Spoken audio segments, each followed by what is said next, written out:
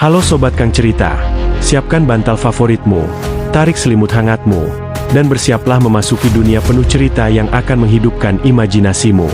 Nikmati setiap detiknya, karena petualangan akan dimulai sekarang. Mendengar itu, Qiaoyu terkejut dan bertanya tentang biksu hantu yang dimaksud oleh nenek itu. Ya, biksu hantu, ucap nenek itu. Ia lalu menceritakan kepada Qiaoyu bahwa dahulu, biksu hantu adalah seorang biksu tercerahkan yang bersumpah untuk membebaskan semua arwah pendendam di gunung hantu dari penderitaan mereka. Hari itu, ia mandi, membakar dupa, mengenakan kasaya emas, dan menggenggam tongkat Buddha dari lapis lazuli. Dengan tekad bulat, ia melangkah ke gunung hantu. Sesaat kemudian, cahaya Buddha yang terang benderang menyinari gunung hantu, memunculkan sosok Buddha emas raksasa seolah-olah Buddha sejati telah turun. Namun, tak lama kemudian, Buddha emas itu ditelan sepenuhnya oleh kabut hantu. Sejak saat itu, ketika orang-orang melihat sang biksu tercerahkan kembali, ia telah berubah menjadi biksu hantu. Nenek itu lalu berkata bahwa di gunung hantu ada sebuah kuil yang telah runtuh, dan biksu hantu selalu berada di sana. Ia lalu meminta Qiaoyu untuk memperkuat senjatanya jika ingin menghadapi biksu hantu, karena hanya kekuatan energi kematian yang mampu melawan energi yin milik sang biksu. Mendengar itu, Qiaoyu pun berbalik dan melangkah pergi, sambil berkata bahwa kali ini ia percaya padanya. Ia lalu memberitahu nenek itu bahwa dirinya akan pergi ke kuil yang hancur itu untuk menyelidikinya. Namun, saat Qiaoyu sudah membalikan badan, tiba-tiba nenek itu mengeluarkan aura jahat dan langsung menyerangnya. Akan tetapi, Qiaoyu sudah mengetahui niat busuk tersebut, karena ia tahu bahwa nenek itu bukanlah orang yang jujur. Ia kemudian mengayunkan pedang naganya, dan langsung membelah nenek itu menjadi dua. Suara sistem pun muncul, menyatakan bahwa terdeteksi pemain Qiaoyu mengalahkan NPC biasa dengan pertarungan tangan kosong. Tombak bulan sabit naga emas energi kematian bertambah 1, dan progres energi kematian saat ini 1 dari 100. Jika energi kematian mencapai maksimum, tombak bulan sabit naga emas akan mendapatkan efek sihir tambahan, yaitu pembasmi arwah. Mendengar pemberitahuan itu, Qiaoyu tersenyum, karena sekarang ia tahu bagaimana cara mendapatkan energi kematian. Setelah itu, ia berbalik ke arah Aotian dan yang lainnya, yang tampak terkejut saat melihatnya. Kemudian, wanita di belakang Aotian berbisik kepadanya, bertanya apakah Qiaoyu dirasuki oleh sesuatu yang kotor. Tang Aotian pun langsung memperingatkan Qiaoyu agar tidak melakukan sesuatu yang gegabah. Namun, Qiaoyu hanya tersenyum lalu bertanya, bukankah mereka adalah tim? Ia lalu bertanya, mengapa dirinya harus melakukan hal seperti mengubah mereka menjadi energi kematian? Sontak, Tang Aotian dan kedua saudaranya langsung terkejut mendengar hal itu. Ia lalu memberitahu Qiaoyu bahwa karena ia menganggap mereka sebagai tim, maka ia akan memperkenalkan kedua saudaranya, yaitu Tang Long dan Tang Hu. Setelah itu, ia meminta Qiaoyu untuk melanjutkan perjalanan ke Gunung Hantu jika ia tidak keberatan. Akhirnya, mereka pun melanjutkan perjalanan, dengan Tang Aotian memimpin di depan dan Qiaoyu tetap berjalan di barisan paling belakang. Sementara itu, di luar, seseorang berkata bahwa meskipun Tang Aotian itu arogan, ia cukup mumpuni karena tidak impulsif seperti anak-anak muda lainnya. Seorang lainnya pun menimpali bahwa itu tidak buruk. Ia lalu berkata bahwa banyak sekali hantu kecil yang tak terhitung jumlahnya di kaki gunung hantu tersebut. Namun, tiba-tiba salah satu penonton dengan wajah terkejut menunjuk ke sebuah layar sambil berkata, apa yang sebenarnya dilakukan oleh bocah bernama Qiaoyu itu? Sementara itu, terlihat di layar bahwa Qiaoyu sedang berlari dan berteriak menyuruh para hantu untuk keluar, karena dirinya masih membutuhkan lebih banyak energi kematian. Jelas hal itu membuat Tang Aotian menjadi marah dan menyebut Qiaoyu sebagai monster. Ia lalu memperingatkan Qiaoyu bahwa jika ia membuat marah para hantu kecil di sana, mereka semua akan mati terpotong-potong. Benar saja, tiba-tiba salah satu hantu muncul di belakang Qiaoyu. Hantu itu kemudian menyerang Qiaoyu, namun Qiaoyu dapat menghindarinya sambil tersenyum, karena akhirnya mereka muncul juga. Ia kemudian membunuh hantu tersebut dengan sekali tebasan, membuatnya langsung memperoleh energi kematian. Setelah itu, banyak sekali hantu kecil yang mendekat ke arah Qiaoyu, membuat Tang Aotian dan yang lain terkejut. "Qiaoyu, lihat apa yang telah kau lakukan," teriak Tang Aotian. Namun, Qiaoyu tidak memedulikan hal itu. Dengan tatapan tajamnya, ia bergumam bahwa ini terlihat bagus, dan seharusnya energi kematian dari mereka sudah cukup. Setelah itu, saat para hantu menyerang Qiaoyu, ia langsung bersiap dengan pedang naganya. Ia lalu melesat maju dan menebas satu persatu hantu itu tanpa ragu. Qiaoyu pun senang, karena hanya dengan melawan hantu-hantu itu, kini energi kematiannya telah mencapai batas maksimal. Tiba-tiba, hantu-hantu itu berlari menjauh dari Qiaoyu dan terlihat sangat ketakutan. Namun, Qiaoyu tidak membiarkan mereka kabur begitu saja, karena ia masih membutuhkan energi kematian untuk peningkatan selanjutnya. Tiba-tiba, muncul api dan langsung melahap serta menghancurkan hantu-hantu itu, membuat Qiaoyu merasa kesal dan berteriak, "Bajingan mana yang melakukan itu?" Ternyata, itu adalah pendeta dari keluarga Zhang, yaitu Zhang Dong. Melihat Zhang Dong, semua orang yang menonton di luar langsung terkejut. Mereka tidak menyangka bahwa tim Qiaoyu bertemu dengan pendeta suci dari keluarga Zhang, seorang NPC yang sangat penting di Gunung Hantu. Sementara itu, terlihat Qiaoyu yang nampak kesal karena kehadiran Zhang Dong, sementara Tang Aotian merasa senang karena ia telah banyak membantu. Zhang Dong pun tidak mempermasalahkan hal itu, namun ia menyuruh mereka untuk pergi secepatnya, karena Gunung Hantu merupakan tempat yang sangat berbahaya. "Pendeta Zhang, bukan karena kami tak ingin pergi, tapi kami punya urusan penting, dan kami harus naik gunung ini," ucap Tang Aotian. Mendengar itu, Zhang Dong pun mengerti dan menyuruh semua orang untuk mengikutinya naik ke atas gunung. Namun, ia memperingatkan semua orang untuk tetap berhati-hati, dengan alasan karena jumlah mereka terlalu banyak. Ia lalu melanjutkan bahwa dalam situasi kritis, mereka harus bergantung pada diri mereka sendiri. Tang Aotian pun senang mendengar itu, dan langsung berterima kasih kepadanya. Ia lalu berpikir bahwa dengan bantuan pendeta Zhang, perjalanan mereka akan semakin mudah, dan ia tidak perlu takut lagi jika Qiaoyu mengacau dan mempersulit mereka. Beberapa saat kemudian mereka pun melanjutkan perjalanan mereka. Namun, mereka malah menemui jalan buntu, di mana jalan di depan mereka dipenuhi tumbuhan liar serta pohon besar. Tang Hu merasa takut dengan situasi di sana, dan ia bertanya kepada Tang Aotian, apakah ia yakin mereka harus naik ke gunung itu. Tang Aotian pun langsung menyuruh Tang Hu untuk tenang, berkata bahwa ia ada di sisinya. Mendengar itu Tang Hu merasa senang, dan menyuruh Tang Aotian untuk selalu melindunginya.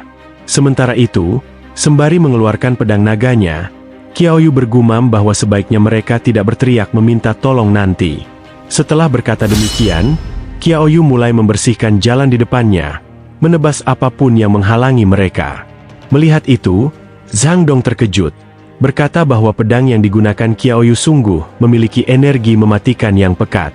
Ia lalu memanggil Qiaoyu, "Adik kecil," lalu bertanya apa pekerjaannya. Qiaoyu menoleh, lalu menjawab bahwa dirinya adalah tukang daging. Mendengar jawaban Qiaoyu, Zhang Dong berpikir bahwa energi yang pekat itu tidak mungkin berasal dari menyembelih babi. Ia lalu bertanya-tanya, siapa sebenarnya Qiaoyu?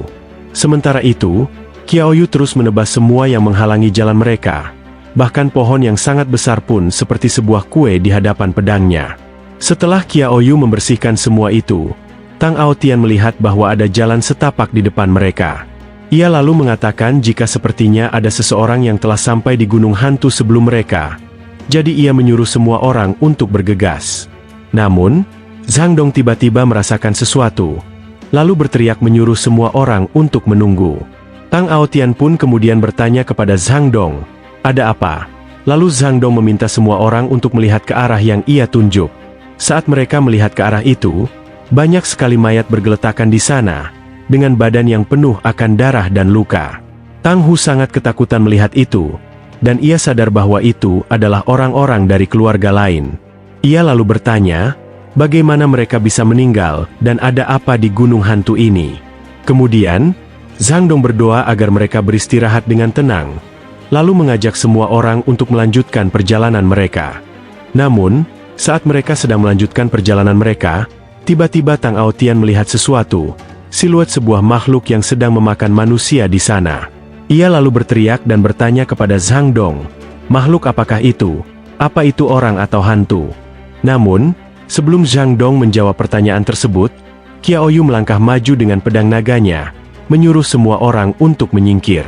"Orang atau hantu, itu tidak masalah, karena aku akan membelahnya menjadi dua," ujarnya. Makhluk itu menyadari kedatangan Qiaoyu, dan langsung melihat ke arahnya dengan wajah seram dan mata menyala. Namun Qiaoyu hanya menyeringai, dan langsung membelah makhluk itu dengan pedang naganya, membuatnya mati seketika. Melihat itu Zhang Dong terkesan, berpikir bahwa Qiaoyu benar-benar hebat. Akan tetapi, tiba-tiba terdengar suara perempuan yang sedang bernyanyi, dan setelah itu, area tersebut langsung dipenuhi dengan air, membuat semua orang bertanya-tanya apa ini. Tiba-tiba, sesosok hantu perempuan yang menakutkan muncul di belakang Tang Aotian. Namun, saat ia menoleh, hantu itu sudah menghilang. Zhang Dong pun segera menggunakan teknik mata surganya untuk melihat keberadaan hantu itu. Namun, saat ia sudah menemukan lokasi hantu tersebut, hantu itu seketika langsung menyerangnya dengan napas racunnya, dan langsung mengenai mata milik Zhang Dong. Mata Zhang Dong terluka, bahkan ia belum sempat melihat wajah hantu itu. Ia lalu berpikir seberapa ganas hantu pendendam itu. Setelah itu, Zhang Dong mengeluarkan skill bernama Seven Kill Ghost God Order, berharap itu akan membunuhnya. Namun, hantu wanita itu seperti tidak terkena efek apapun, dan langsung menyerangnya. Jelas itu membuat Zhang Dong terkejut, karena bagaimana mungkin itu bisa terjadi. Ia tidak percaya bahwa hantu itu masih hidup setelah terkena serangannya. Setelah itu, Zhang Dong kembali mengeluarkan skillnya, dan sebelum hantu itu mengenai dirinya, hantu tersebut terlebih dahulu tersambar petir yang sangat besar. Melihat itu, Tang Aotian merasa kagum dengan Zhang Dong. Ia benar-benar bisa memanggil petir surga untuk menghancurkan hantu itu. Namun, Qiaoyu menyuruh semua orang untuk tetap waspada, lalu berkata bahwa hantu tersebut belumlah mati. Zhang Dong pun menyuruh semua orang untuk lari. Ia berteriak bahwa dirinya tidak tahu apa yang dialami hantu perempuan itu dalam hidupnya. Namun kekesalannya sangat jarang di dunia ini. Setelah itu, mereka pun mulai berlari. Namun Tang Aotian merasakan bahwa air itu terus mengikuti mereka. Tiba-tiba, hantu itu menyentuh tubuh Tang Aotian, membuat tubuhnya merasakan dingin dan tidak bisa digerakkan. Hantu itu kemudian melemparkan Tang Aotian, membuatnya terlempar sangat jauh. Sementara itu, Zhang Dong berpikir bahwa jika tidak ada pilihan lain, dirinya hanya bisa menggunakan satu trik itu. Di waktu yang sama, Qiaoyu terus mengeluarkan energinya, dan Zhang Dong yang melihat itu kemudian berkata, "Saudara Qiaoyu, larilah, dan jangan buang-buang energimu." Hantu perempuan ini dipenuhi dengan kebencian dan memiliki kekuatan luar biasa, karena itu spell biasa tidak berpengaruh padanya sama sekali. Namun, Qiaoyu hanya tersenyum, lalu berkata kepada Zhang Dong bahwa zaman telah berubah. Ia lalu meminta Zhang Dong untuk membiarkannya menunjukkan kepadanya tentang apa arti melanggar semua hukum dengan satu kekuatan.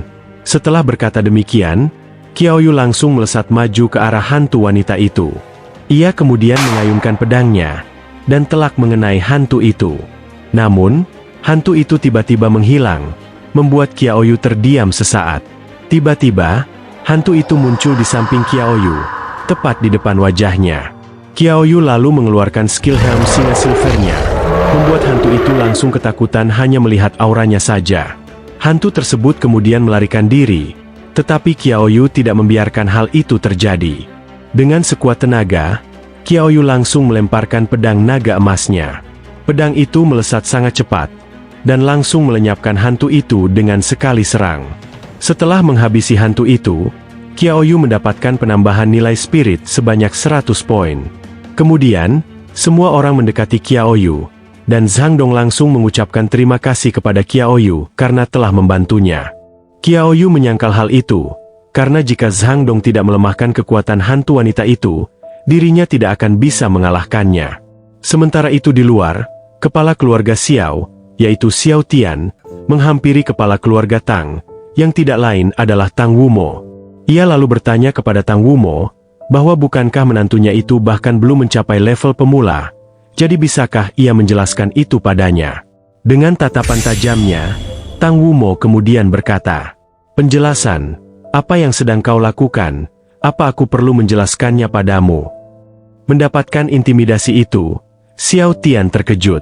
Ia lalu bertanya kepada Tang Wumo, apakah dia sudah mencapai level itu, dan Tang Wumo pun membenarkannya. Xiao Tian pun akhirnya pergi, dan orang yang bersamanya bertanya apakah mereka harus menunda untuk melawan keluarga Tang untuk saat ini. Xiao Tian lalu menjawab bahwa itu tidak perlu, karena meskipun Tang Wumo sudah mencapai level tersebut, ia sudah kelelahan dan tak akan bertahan hidup tahun ini. Kembali ke Qiaoyu dan yang lain, terlihat Tang Hu terus mendekati Qiaoyu. Tiba-tiba, ia meraih tangan Qiaoyu dan berkata, "Saudara Qiaoyu, kenapa kau tidak memperhatikanku? Orang-orang terlihat takut di gunung hantu ini, dan bisakah kau melindungiku?" Namun, Qiaoyu langsung menepis tangan Tang Hu, dan menyuruhnya untuk menjauh, karena kalau ia tidak mau, dirinya akan memukulnya. Mendapatkan perlakuan seperti itu, wajah Tang Hu langsung pucat, dan Tang Aotian yang melihat itu bertanya apakah ia baik-baik saja. Tang Hu kemudian mendekati Tang Aotian dan meminta maaf kepadanya, karena seharusnya ia tidak begitu terobsesi sekarang, dan ia juga mengatakan bahwa dialah yang terbaik untuknya. Tang Aotian pun tersenyum dan berkata bahwa itu tidak apa-apa, terlebih lagi ia tidak keberatan untuk itu. Tiba-tiba, Zhang Dong menyuruh semua orang untuk tidak berisik, karena ia merasakan energi jahat di depan. Tidak hanya itu, ia juga mendengar suara perkelahian. "Aku tidak tahu apa dia musuh atau teman. Kita langsung." Namun, sebelum ia menyelesaikan perkataannya, ia menyadari bahwa ada seseorang yang menghilang dari tim mereka, dan itu adalah Qiaoyu. Ternyata, Qiaoyu sudah maju terlebih dahulu dan langsung melompat ke dasar tebing. Sembari melompat, Qiaoyu bergumam bahwa membantu orang lain adalah akar kebahagiaan. Ia lalu menyuruh semua orang untuk tidak takut, karena ia adalah ahli dalam membunuh roh-roh jahat, dan ia datang untuk menyelamatkan mereka. Setelah itu, Qiaoyu tersenyum, berpikir bahwa dirinya akan membasmi roh-roh jahat itu. Qiaoyu pun akhirnya sampai di dasar, mendarat tepat di tengah-tengah pertempuran. Di sisi lain, saat Zhang Dong melihat hantu di bawah mereka, ia mengenali bahwa itu adalah hantu tanpa wajah.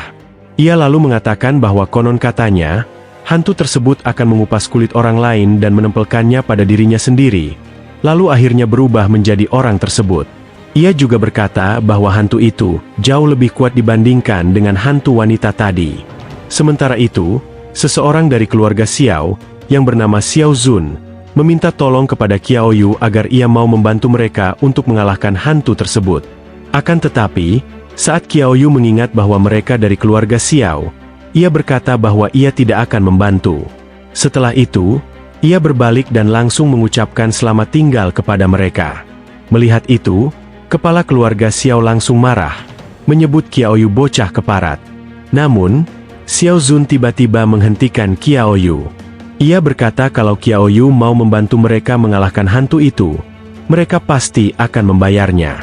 Mendengar itu, Qiaoyu berbalik dan langsung berkata, "Ada hal yang baik seperti itu. Karena saudara Xiao Zun sangat murah hati, aku akan menerima 5 juta darimu." Xiao Zun, tanpa pikir panjang, langsung menerima tawaran itu. Qiaoyu lalu bersiap menghadapi hantu itu, dan bergumam, "Lihat aku, kiri mendukung 6 Jia, kanan melindungi 6 Ding. Ada Huang Shen di depan dan Yu Zhang di belakang. Kesadaran ilahi mereka adalah membunuh dan mereka tidak menghindari yang kuat. 7 perintah pembunuhan dewa dan hantu." Setelah mengucapkan mantra yang tidak jelas itu, Qiaoyu mulai maju untuk menyerang. Ia lalu mengayunkan pedang naga emasnya. Namun hantu tersebut dapat menahan serangan itu. Qiaoyu tidak mau menyerah. Ia kemudian menekan lebih kuat pedangnya, membuat lonjakan energi terjadi di sana. Melihat itu, Xiao Zun tidak percaya bahwa Qiaoyu bisa menekan hantu itu walaupun hanya sendiri, karena bahkan 5 orang tidak bisa melakukan itu. Ia lalu mengingat bahwa Qiaoyu adalah seorang nekromancer. Jadi bagaimana ia bisa melawan hantu itu dari jarak dekat? Ia lalu bertanya-tanya, apakah Qiaoyu dirasuki oleh roh jahat? Sementara itu, Qiaoyu yang melihat mereka hanya diam kemudian berteriak, menyuruh mereka untuk cepat membantunya. Mendengar itu Xiao Zun mengerti, dan langsung memerintahkan timnya untuk menyerang. Semua orang dari keluarga Xiao langsung maju setelah mendengar perintah itu, dan langsung menebas hantu tersebut dari berbagai arah. Akhirnya, hantu tersebut terluka, hingga menyemburkan banyak darah dari tubuhnya. Namun, Xiao Zun tiba-tiba merasakan sesuatu, dan seketika itu, dirinya langsung dikelilingi oleh bola mata merah yang mengarah ke arahnya. Xiao Zun lalu tersenyum. Ia berkata bahwa perasaannya tidak mungkin salah. Itu adalah mata hantu, dan mata hantu itu berada di makhluk yang sedang berada di depan mereka. Mata hantu itu berada di hadapanku dengan begitu cepat. Dewa benar-benar membantu keluarga Xiao, ujarnya. Di waktu yang sama, Qiaoyu juga tersenyum, mengetahui bahwa itu adalah mata hantu yang ia cari. Ia lalu berpikir, dewa benar-benar menolongku. Ada mata hantu di sini, dan ada satu lagi di hantu biksu. Itu sudah cukup. Kalau begitu, aku tidak bisa bekerja sekeras sebelumnya. Setelah itu, Xiao Zun memerintahkan timnya untuk menyerang, agar mereka memotong setiap kulit dari hantu tersebut, karena dirinya ingin memastikan sesuatu. Mendengar perintah itu, semua orang dari keluarga Xiao kembali menyerang hantu itu, menebasnya dari segala arah sama seperti sebelumnya. Tiba-tiba, mata hantu itu terbuka, dan Xiao Zun menyadari bahwa itu memanglah mata hantu. Selama aku berhasil mengembalikan mata hantu itu, aku pasti akan menjadi objek kultivasi penuh keluarga, ucapnya penuh dengan keyakinan. Setelah itu, ia berbalik dan meminta Qiaoyu untuk membantunya mengalahkan hantu tersebut, dan setelah ia selesai mengalahkannya, ia akan membayarnya 10 kali lipat. Qiaoyu setuju, dan menyuruh Xiao Zun untuk menyerang terlebih dahulu, dan ia akan menyusul setelahnya. Xiao Zun lalu mensumon seekor serigala, kemudian menyuruhnya untuk menyerang hantu itu. Serigala tersebut kemudian meraung dan melesat untuk menyerang, menggigit hantu itu tepat di kepalanya. Namun, tiba-tiba serigala itu terpental dari hantu itu, membuat Xiao Zun dan semua orang dari keluarga Xiao terkejut. Qiaoyu hanya bisa mengamati mata hantu itu dari jauh. Namun tiba-tiba, mata hantu itu mengeluarkan asap hitam yang sangat pekat.